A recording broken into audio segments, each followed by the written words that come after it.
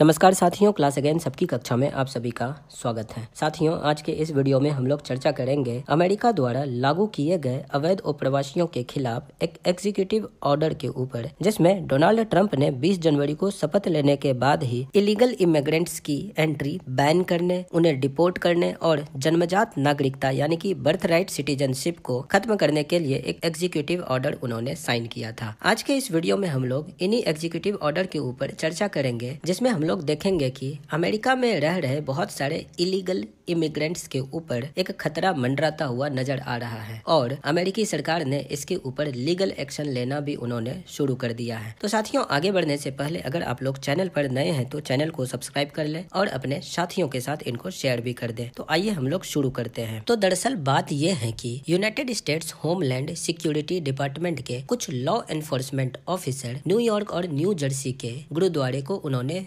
Visit किया ताकि वहां पर चेक किया जा सके इलीगल इमिग्रेंट्स को। अब इन चीजों को लेकर के सिख समुदाय में बहुत ही रोष है, उन लोगों ने इसका विरोध जताया है। दरअसल इन लॉ एनफोर्समेंट एजेंसीज का मानना है कि इन गुरुद्वारास को सिख सेपरेटिस्ट के द्वारा एक हब के रूप में यूज किया जाता है ताकि वहां पर इलीगल और अनडॉक्यूमेंटेड इमिग्रेंट्स को रखा जा सके। इसलिए United states homeland security departments के कुछ ऑफिशियल्स ने वहां पर जाकर के उन्होंने चेक किया। इन एक्शंस के अगेंस्ट गुरुद्वारास में रह रहे लोगों ने और सिख कम्युनिटी में बिलीव करने वाले लोगों ने इनका विरोध जताया। इससे पहले जब बाइडेन की सरकार थी उस समय उन्होंने places of worships like gurdwara और चर्चेस को उन्होंने सेंसिटिव एरियाज डिक्लेयर किया था। और अब डिपार्टमेंट ऑफ होमलैंड सिक्योरिटी के एक्टिंग सेक्रेटरी बेंजामिन हफमैन ने बाइडेन एडमिनिस्ट्रेशन के द्वारा लागू किए गए गाइडलाइंस को रद्द कर दिया गया है, जिसमें उन्होंने इमिग्रेशन एंड कस्टम्स एनफोर्समेंट और custom and border protection enforcement के एक्शन को प्रिवेंट करता था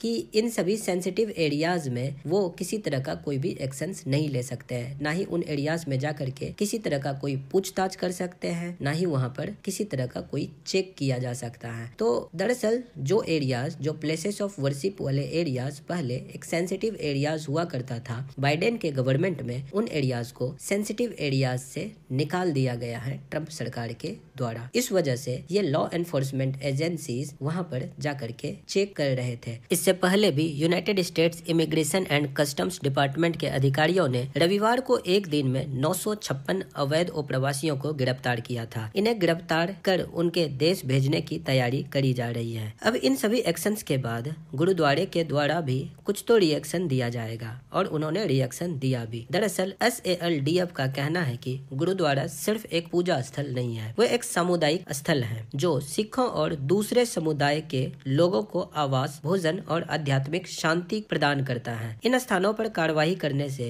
उनकी आस्था को चोट पहुंचा है और सिख संगठनों का कहना है कि यह सोचना कि उनके गुरुद्वारे पर सरकारी निगरानी हो सकती है और वारंट के साथ बिना हथियार लेकर छापे मारे जा सकते हैं, यह उनके सिख परंपरा के खिलाफ है। वहीं दूसरे तरफ होमलैंड सिक्योरिटी डिपार्टमेंट ने एक्स पर भी इनकी जानकारी दी थी। उनका कहना है कि अपराधी गिरफ्तारी से बचने के लिए अमेरिका के स्कूलों और चर्चों में छिपे रहते हैं, जो कि अब वो लोग ऐसा नहीं कर पाएंगे। प्यू रिसर्च सेंटर के मुताबिक अमेरिका में दुनिया के सबसे ज्यादा अप्रवासी रहते हैं। दुनिया भर के कुल 20% अप्रवासी अमेरिका में ही रहते हैं। 2023 तक यहाँ रहने वाले अप्रवासियों की कुल संख्या 4.78 करोड़ थी। ट्रंप का मानना है कि दूसरे देशों से लोग अवैध तरीके से अमेरिका में घुसकर अपराध करते हैं और इसलिए उन्हें यहाँ से डिपोर्ट करना, यहाँ पर उन्हें बैन करना बहुत ही जरूरी हो गया है, जो कि उनके लिए राष्ट्रीय सुरक्षा को लेकर के एक बहुत ही महत्वपूर्ण कदम हो सकता है। तो साथियों, लिखिएगा अपनी राय कमेंट बॉक्स में। मिलते हैं हम लोग अगली वीडियो में। नमस्कार, जय हिंद।